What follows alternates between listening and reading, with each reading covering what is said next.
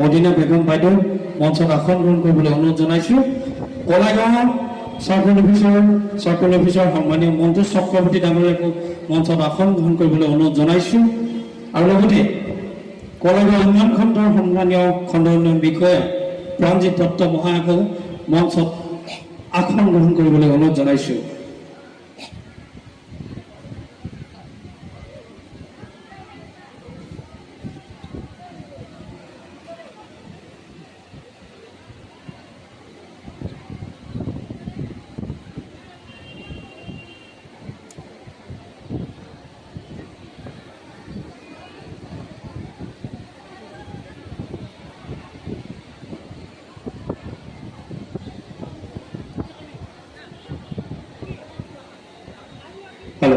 আমাৰ মাজত বিশেষভাৱে উপস্থিত থকা মধুপুৰ পৰিষদীয় সমষ্টিৰ